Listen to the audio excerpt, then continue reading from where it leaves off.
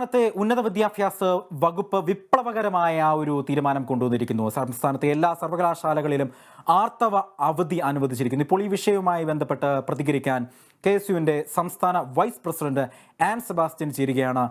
ആന് വളരെ വിപ്ലവകരമായ ഒരു മാറ്റം തന്നെയാണ് കൊണ്ടുവന്നത്. ആദ്യം കൊച്ചിൻ സർവകലാശാല കൊണ്ടുവന്നു, പിന്നീട് KTU, പിന്നീട് അത് എല്ലാ സർവകലാശാലകളിലും കൊണ്ടുവന്നിരിക്കുന്നു. ആൻ എന്താണ് ഈ വിഷയത്തിൽ പ്രതികരിക്കുവാനുള്ളത്? സംസ്ഥാനത്തെ വിദ്യാഭ്യാസ സ്ഥാപനങ്ങളിൽ ആർത്തവ അവധി അനുവദിച്ചുകൊണ്ടുള്ള തീരുമാനത്തെ വളരെ സന്തോഷത്തോടുകൂടി KSU സ്വാഗതം ചെയ്യുകയാണ്. അതോടൊപ്പം ആർത്തവ അവധിയിൽ മാത്രം ചുരുക്കാതെ വിദ്യാഭ്യാസ സ്ഥാപനങ്ങൾക്കായിട്ട് ഒരു മെൻസ്ട്രൽ പോളിസി തന്നെ തയ്യാറാക്കണമെന്നാണ് KSU മുന്നോട്ട് വയ്ക്കുന്ന ഒരു ആവശ്യം. വൃത്തിയുള്ള സൗകര്യങ്ങളുള്ള റെസ്റ്റ് റൂമും ഫ്രീ സാനിറ്ററി നാപ്കിൻ, ആ നാപ്കിനുകൾ ശാസ്ത്രീയമായിട്ട് ഡിസ്പോസ് ചെയ്യാനുള്ള സൗകര്യം, ഹോട്ട് ബാഗും മെഡിസിൻസും എല്ലാം കൂടി ഉൾപ്പെടുത്തിയിട്ടുള്ള ക്യാമ്പസുകളായിരിക്കണം എന്ന രീതിയിൽ ഒരു മെൻസ്ട്രൽ പോളിസി തന്നെ കേരളത്തിലെ ക്യാമ്പസുകളിൽ വരണമെന്നാണ് KSUവിന് മുന്നോട്ട് വെക്കുന്ന ഒരു ആവശ്യം. ഇപ്പോൾ 1947 മുതലൊക്കെ ചൈനയിലും കൊറിയയിലും ഒക്കെ ഉള്ള പല സ്ഥാപനങ്ങളിലുള്ളത് വളരെ വൈകിയാണ് കേരളത്തിലെ വിദ്യാഭ്യാസ സ്ഥാപനങ്ങളിൽ വരുന്നത്. അതുപോലെ ആവാതെ മെൻസ്ട്രൽ പോളിസി എത്രയും പെട്ടെന്ന് തന്നെ കേരളത്തിലെ ക്യാമ്പസുകളിലേക്ക് ഉന്നത വിദ്യാഭ്യാസ മന്ത്രിയുടെ ഭാഗത്തു നിന്ന് ഉണ്ടാവണമെന്നും കൂടിയാണ് ഈ ഒരു അവസരത്തിൽ നമ്മൾ മുന്നോട്ട് വയ്ക്കുന്ന ഒരു ആവശ്യം. ഈ ഒരു തീരുമാനത്തെ വളരെ സന്തോഷത്തോടു കൂടി സ്വാഗതം ചെയ്യുന്നു.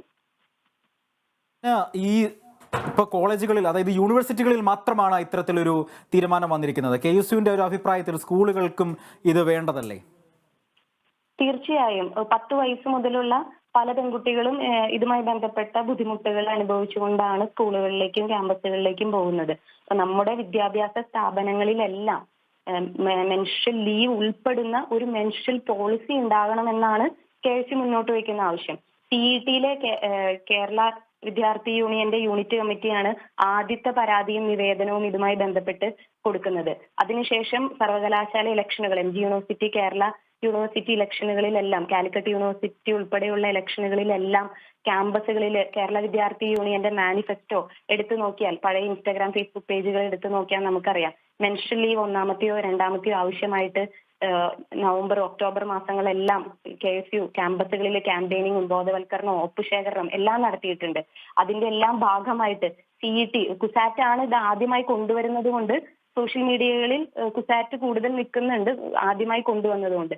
പക്ഷെ ഈ ആവശ്യം ആദ്യമായിട്ട് കാര്യമായിട്ട് ഇതിന്റെ പഠനം ഉൾപ്പെടെ ഗ്രാഫ് ഉൾപ്പെടെയുള്ള പഠനങ്ങളും അഭിപ്രായങ്ങളും ഇതിന്റെ സയന്റിഫിക് ആയിട്ടുള്ള ഒരു കുട്ടികളുടെ മാനസികാവസ്ഥ, ശാരീരികാവസ്ഥ. SFI സംസ്ഥാന പ്രസിഡന്റ് അനുശ്രീയും കൂടെ ഇപ്പോൾ നമുക്കൊപ്പം ടെലിഫോൺ ലൈനിൽ ചേരുന്നു.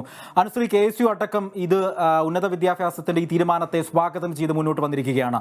SFIയും സ്വാഗതം ചെയ്തു എന്നാണ് ഞാൻ മനസ്സിലാക്കുന്നത്. എന്താണ് അനുശ്രീക്ക് ഈ വിഷയത്തിൽ പറയാനുള്ളത്? ഹലോ അനുശ്രീ, കേൾക്കാം. SFIയെ സംബന്ധിച്ചിടത്തോളം ഞങ്ങൾക്ക് ഇത്തരത്തിലൊരു വിപ്ലവകരമായിട്ടുള്ള തീരുമാനത്തിന്റെ ഭാഗമാകാൻ കഴിഞ്ഞതിൽ അഭിമാനമുണ്ട്. ഇപ്പോ ഞങ്ങൾ എപ്പോഴും സൂചിപ്പിച്ചതുപോലെ പെൺകുട്ടികൾ മുന്നോട്ടേക്ക് വരാൻ വേണ്ടിയിട്ടും ഒരുപക്ഷെ SFIയുടെ പ്രവർത്തനങ്ങൾ പരിശോധിച്ചാൽ മനസ്സിലാക്കാൻ വേണ്ടി പറ്റും. SFIയുടെ അവകാശ പത്രിക മാർച്ചുകളിലൊക്കെ എപ്പോഴും മുന്നോട്ടേക്ക് വെക്കാറുള്ള ഒരു ആവശ്യം ലിംഗനീതിയുടെയും അല്ലെങ്കിൽ ലൈംഗിക വിദ്യാഭ്യാസത്തിലൊക്കെ ഊന്നിയിട്ടുള്ള മുഴുവൻ വിഭാഗത്തിനും പ്രാധാന്യം കൊടുത്തുകൊണ്ട് സമത്വം നൽകിക്കൊണ്ടുള്ള ഒരു വിദ്യാഭ്യാസ പ്രക്രിയയും സമൂഹം വളർന്നു വരണമെന്ന് കാലങ്ങളായിട്ട് SFI അവകാശ പത്രികയിലടക്കം സിലബസ് പരിഷ്കരണത്തിനടക്കം ഒരു നിർദ്ദേശം എന്ന രീതിയിൽ പറഞ്ഞിട്ടുണ്ട്. അപ്പോൾ അത്തരത്തിലുള്ള നവീനമായിട്ടുള്ള മാറ്റങ്ങൾ നടക്കുന്ന സമയത്ത് ഇങ്ങനൊരു തീരുമാനം വലിയ അഭിവാദ്യങ്ങൾ അർപ്പിച്ചുകൊണ്ടാണ് SFI ഇന്ന് ആ തീരുമാനത്തെ ഏറ്റെടുത്തിട്ടുള്ളത്.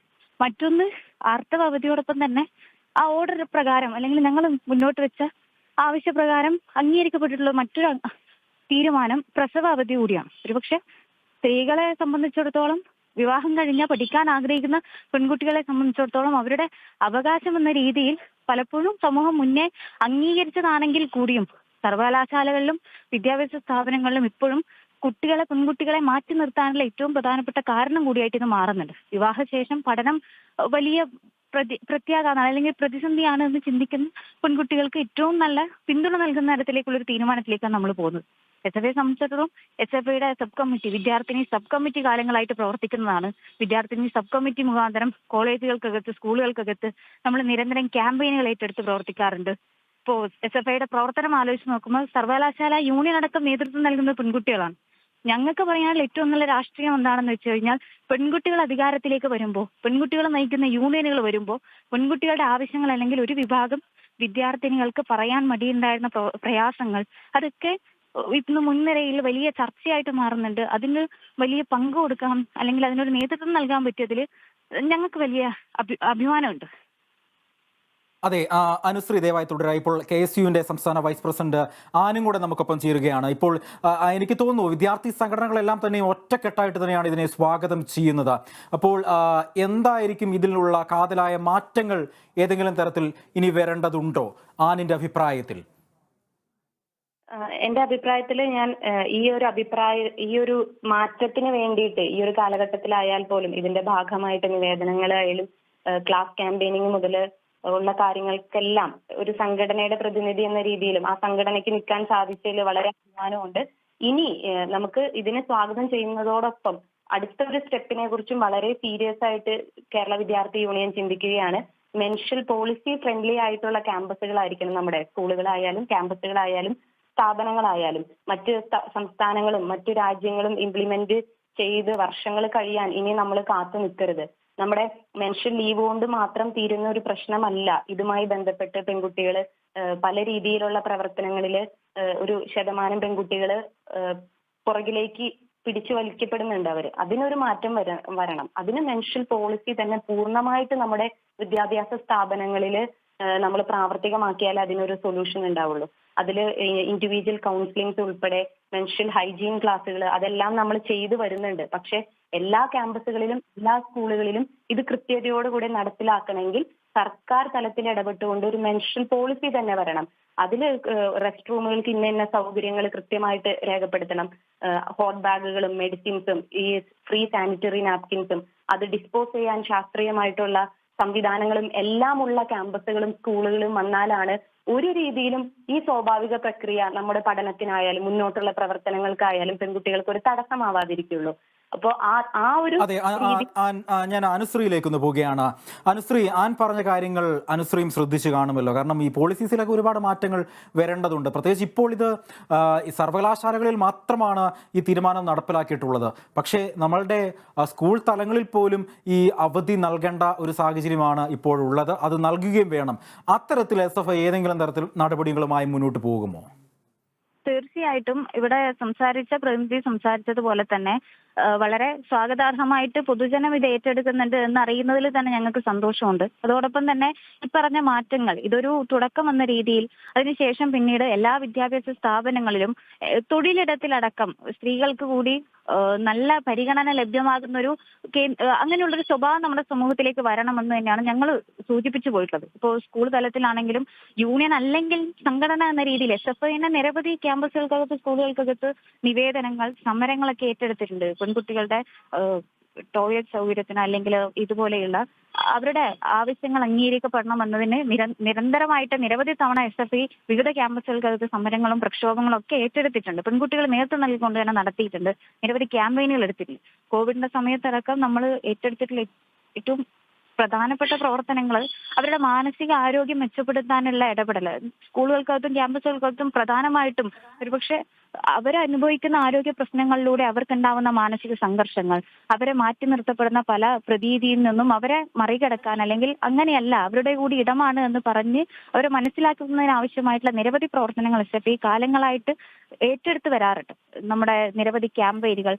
അതോടൊപ്പം ഞങ്ങൾ നേരത്തെ പറഞ്ഞതുപോലെ ലൈംഗിക വിദ്യാഭ്യാസം ആയിക്കോട്ടെ, ലിംഗനീതി ആയിക്കോട്ടെ, അത് പാഠപുസ്തകങ്ങളിൽ വരണമെന്ന് SFI ഇപ്പോഴും ഇത്രമാത്രം പ്രാധാന്യം കൊടുത്തുകൊണ്ട് ശാഠ്യം പിടിക്കാനുള്ള കാരണവും നമ്മുടെ സമൂഹത്തിനകത്തുള്ള മുഴുവൻ ആൾക്കാരും ലിംഗനീതിയിൽ അടിസ്ഥാനപ്പെടുത്തിക്കൊണ്ടുള്ള ഒരു പൊതുബോധത്തിൽ വളർന്നു വരണമെന്നുള്ള ആശയത്തെ മുൻനിർത്തിക്കൊണ്ടാണ്. അതായത് ഇപ്പോഴും ലൈംഗികതയെ കുറിച്ച് മനസ്സിലാക്കാൻ പറ്റാതെ അല്ലെങ്കിൽ ആൺകുട്ടിയും പെൺകുട്ടിയും ഒരുമിച്ചിരിക്കുന്നത് എന്തോ വലിയ പ്രയാസമാണെന്ന് ചിന്തിക്കുന്ന ആൾക്കാർ നമ്മുടെ സമൂഹത്തിൽ ബാക്കി നിൽക്കുമ്പോൾ അതങ്ങനെയല്ല.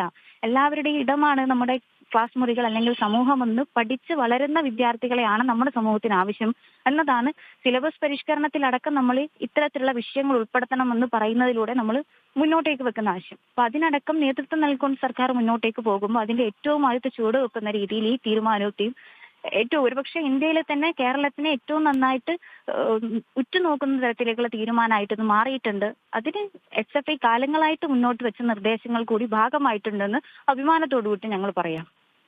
അനുശ്രീ, അതേപോലെ തന്നെ നമ്മുടെ സ്കൂളുകളിൽ അടക്കം വിദ്യാർത്ഥിനികൾ ഏറ്റവും നേരിടുന്ന ഒരു പ്രശ്നം എന്ന് പറയുന്നത് ഈ ടോയ്ലറ്റ് സംവിധാനങ്ങൾ അടക്കമുള്ള പ്രശ്നങ്ങളാണ്. ഇപ്പോൾ പല സ്കൂളുകളിൽ കേന്ദ്രീകരിച്ച് നമ്മളിപ്പോൾ യൂണിവേഴ്സിറ്റിയുടെ കാര്യങ്ങൾ നമ്മൾ പരിശോധിക്കുകയാണെങ്കിൽ എല്ലാ യൂണിവേഴ്സിറ്റികളിലും ആർത്തവ അവധി നൽകി കഴിഞ്ഞു. പക്ഷേ ഈ സ്കൂളുകളിലൊക്കെ പലപ്പോഴും അറ്റൻഡൻസ് കുറവാകുന്നതിൻ്റെ പേരിൽ വിദ്യാർത്ഥികളെ മാനസികമായി പീഡിപ്പിക്കുന്ന ഒരു സാഹചര്യം, ഈ വിദ്യാർത്ഥികളുടെ മാനസിക അവസ്ഥ, അവർ നേരിടുന്ന ശാരീരികമായ അവസ്ഥയൊന്നും ഈ സ്കൂൾ തലത്തിലുള്ള മാനേജ്മെൻറ്റ് സ്കൂളുകൾക്കാണ് ഏറ്റവും കൂടുതൽ പ്രശ്നം.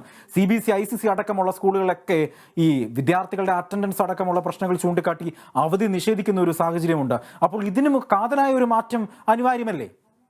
തീർച്ചയായിട്ടും ആ മാറ്റം എല്ലാ തലത്തിലേക്കും വരേണ്ടതാണ്. സ്വാഭാവികമായിട്ടും പെൺകുട്ടി ആയതുകൊണ്ട് അല്ലെങ്കിൽ സ്വാഭാവികമായിട്ടും ശാരീരികമായിട്ടുള്ള ചില പ്രക്രിയ കാരണം അവർക്ക് മാസങ്ങളിൽ ഉണ്ടാകുന്ന മെൻസ്ട്രേഷൻ പോലെയുള്ള അങ്ങനെയുള്ള പ്രയാസം കൊണ്ട് അല്ലെങ്കിൽ അങ്ങനെയുള്ള ഒരു രീതി കൊണ്ട് അവരെ വിദ്യാഭ്യാസ രീതിയിൽ നിന്ന് മാറ്റി നിർത്തുക എന്നത് തന്നെ വലിയൊരു അനീതിയാണ്. കാരണം അതൊരു പ്രത്യേക വിഭാഗത്തിലുണ്ടാകുന്ന ശാരീരിക പ്രക്രിയ മാത്രമാണ്. അത് സ്കൂൾ തലത്തിലാണെങ്കിലും കോളേജ് തലത്തിലാണെങ്കിലും അതിനെ അംഗീകരിക്കുന്നൊരു വിദ്യാഭ്യാസ ക്രമീകരണം തന്നെയാണ് വേണ്ടത്. അല്ലാതെ അറ്റൻഡൻസിന്റെയോ ഇന്റേണൽ മാർക്കിന്റെയോ അവർ കാരണമല്ലാതെ വ്യക്തിപരമായിട്ടുള്ള കാരണങ്ങൾ കൊണ്ടോ മറ്റോ അല്ലാതെ എടുക്കുന്ന ഇത്തരത്തിലുള്ള ലീവുകൾ അത് അവരുടെ പിന്നീടുള്ള പഠനത്തെ അല്ലെങ്കിൽ അവരുടെ ഇന്റേണലിനെ ആ തരത്തിൽ അവരുടെ വലിയ വിദ്യാഭ്യാസത്തിൽ നിന്ന് അവരെ പിന്നോട്ടേക്ക് ധരിക്കുന്ന രീതികൾ ഉണ്ടാവുന്നുണ്ടെങ്കിൽ അത് തീർച്ചയായിട്ടും മാറ്റണം. അത് സ്കൂൾ തലത്തിലും ഇത് രണ്ടാം ഘട്ടം എന്ന രീതിയിൽ അല്ലെങ്കിൽ നമ്മൾ സ്കൂൾ തലങ്ങളിൽ SFI എന്ന രീതിയിലും സ്കൂൾ യൂണിയൻ എന്ന രീതിയിലൊക്കെയും നമ്മൾ ഇടപെട്ട് മുന്നോട്ടേക്ക് വരുന്ന വിഷയങ്ങളാണ്. ടോയ്ലറ്റ് വിഷയമാണെങ്കിലും ഇത്തരത്തിലുള്ള അവധിയുടെ പ്രയാസങ്ങളാണെങ്കിലും അത് അടുത്ത ഘട്ടം എന്ന രീതിയിൽ ആ വിദ്യാഭ്യാസ മേഖലക്കകത്തും ഇതേ മാറ്റങ്ങൾ വരണം എന്ന് തന്നെയാണ് SFI മുന്നോട്ടേക്ക് വെക്കുന്ന ആവശ്യം.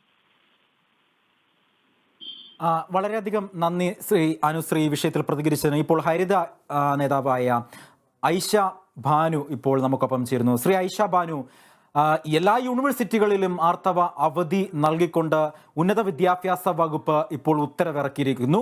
പക്ഷേ നമ്മുടെ സംസ്ഥാനത്ത് സ്കൂളുകൾക്കും ഈ അവധി ആവശ്യമുള്ളതല്ലേ? എന്താണ് ഹരിതയുടെ ഈ വിഷയവുമായി ബന്ധപ്പെട്ടുള്ള നിലപാട്?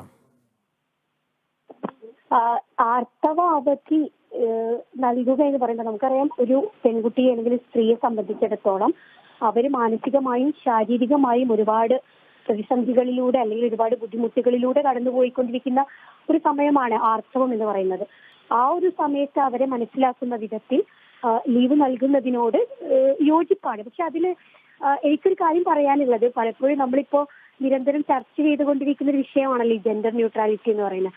ആ ഒരു വിഷയത്തിൽ നമ്മളെപ്പോഴും പറയുന്നത് എല്ലാത്തിലും ഇക്വാലിറ്റി വേണം എന്നുള്ളൊരു സംഭവമാണ്. പക്ഷെ ഈ ആർത്തവത്തിന്റെ വിഷയം വരുമ്പോൾ എല്ലാത്തിലും ഇക്വാലിറ്റി അല്ല ശരിക്കും വേണ്ടത്. അതേസമയം തുല്യ നീതിയാണ് വേണ്ടത്, അല്ലെങ്കിൽ ഓരോരുത്തരും അർഹിക്കുന്ന പരിഗണനയാണ് വേണ്ടത് എന്നുള്ളത് കൂടെ ഈ ആർത്തവുമായി സംബന്ധിച്ച് ലീവ് നൽകുന്ന വിഷയത്തിൽ നമുക്കൊന്നുകൂടെ കാണാൻ സാധിക്കുന്നുണ്ട് എന്നുള്ളതാണ്. കാരണം അവിടെയും പുരുഷന്മാർക്ക് ലീവില്ലല്ലോ, സ്ത്രീകൾക്ക് ലീവ് കൊടുക്കണ്ടല്ലോ എന്നൊരു കാര്യം നമുക്ക് മുന്നോട്ട് വെക്കാം. എന്നാൽ അതേ സമയത്ത് ഒരു സ്ത്രീയെ സംബന്ധിച്ചിടത്തോളം അവൾ ആർത്തവ സമയത്ത് അനുഭവിക്കുന്ന പ്രയാസങ്ങൾക്ക് അത് മനസ്സിലാക്കുകയും അത് അത്രത്തോളം ബുദ്ധിമുട്ടുള്ളതാണെന്നും അതിന്റെ പ്രയാസം അത്രയും സിവിയർ ആണെന്നുമുള്ളത് തിരിച്ചറിഞ്ഞുകൊണ്ട് അത് പരിഗണിക്കുന്ന തരത്തിൽ ലീവ് കൊടുക്കുക എന്ന് പറയുമ്പോൾ അത് പ്രശംസനീയമാണ് എന്ന് തന്നെയാണ് എന്റെ അഭിപ്രായം. ഐഷ, ഇതിപ്പോൾ വിദ്യാർത്ഥികൾക്ക് ഈ പ്രസവ അവധി 18 വയസ്സ് കഴിഞ്ഞ വിദ്യാർത്ഥികൾക്ക് പ്രസവ അവധി നൽകിക്കൊണ്ടുള്ള ഉത്തരവും വന്നിട്ടുണ്ട് വിദ്യാഭ്യാസ വകുപ്പിൻ്റെ. ചരിത്രം പരിശോധിച്ചാൽ വളരെ വിപ്ലവകരമായിട്ടുള്ള ഒരു തീരുമാനത്തിനാണ് ഈ സംസ്ഥാന സർക്കാർ ഇപ്പോൾ മുന്നോട്ട് വന്നിരിക്കുന്നത്. ഇപ്പോൾ എല്ലാ വിദ്യാർത്ഥി സംഘടനകളും ഇത് സ്വാഗതം ചെയ്യുകയും ചെയ്യുന്നു. പക്ഷേ ഇവിടെ നമ്മൾ കാണേണ്ടത് അല്ലെങ്കിൽ കാലങ്ങളായി മാറ്റേണ്ട കുറച്ച് കാര്യങ്ങൾ കൂടിയുണ്ട്. SFIയുടെ സംസ്ഥാന പ്രസിഡന്റ് അനുശ്രീ അല്പസമയം മുൻപ് പറയുകയാണ്. അതായത് വലിയ ചിന്തിക്കേണ്ട വിഷയം തന്നെയാണ് അനുശ്രീ പറഞ്ഞത്.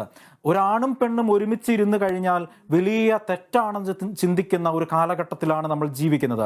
അപ്പോൾ ഈ വരുന്ന തലമുറയ്ക്കെങ്കിലും ഈ പാഠ്യ പദ്ധതികളിലടക്കം പരിഷ്കാരങ്ങൾ നൽകിക്കൊണ്ട്, അതായത് ഇപ്പോൾ താങ്കൾ ഐഷ സൂചിപ്പിച്ചതുപോലെ ജെൻഡർ ഇക്വാലിറ്റി എന്നുള്ളത് അത് മനസ്സിലാക്കി കൊടുക്കേണ്ട ഒരു പാഠ്യപദ്ധതി നമുക്ക് ആവശ്യമുള്ളതല്ലേ ഇനി വരുന്ന തലമുറയ്ക്ക് എങ്കിലും പറഞ്ഞു കൊടുക്കാൻ? അതായത് ഒരു ആണും പെണ്ണും ഒരുമിച്ചിരിക്കുന്നത് തെറ്റല്ല എന്ന് പറയുമ്പോൾ അങ്ങനെയുള്ള ഒരു പാഠ്യപദ്ധതിയിലുള്ള ഒരു പരിഷ്കരണങ്ങളൊക്കെ ആവശ്യമുള്ളതല്ലേ?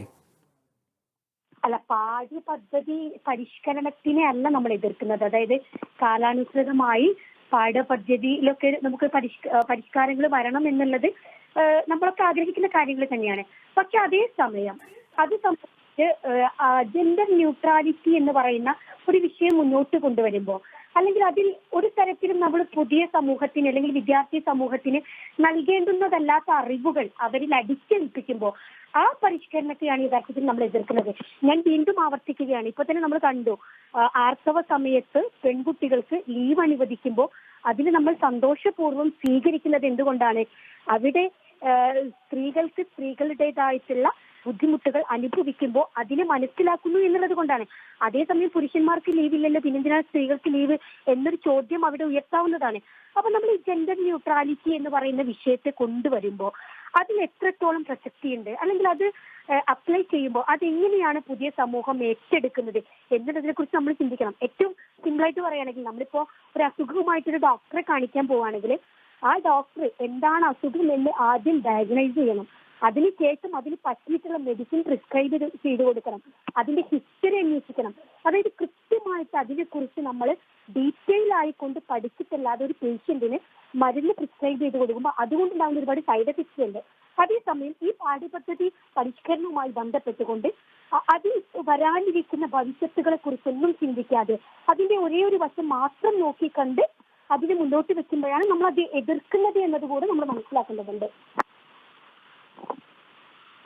വളരെയധികം നന്ദി ആയിഷ ഭാനു ഈ വിഷയത്തിൽ പ്രതികരിച്ചതിന്. ഒപ്പം തന്നെ SFI സംസ്ഥാന പ്രസിഡന്റ് അനുശ്രീ, KSU സംസ്ഥാന വൈസ് പ്രസിഡന്റ് ആൻ സെബാസ്റ്റ്യൻ എന്നിവർക്ക് ഈ വിഷയത്തിൽ പ്രതികരിച്ചതിന് നന്ദി.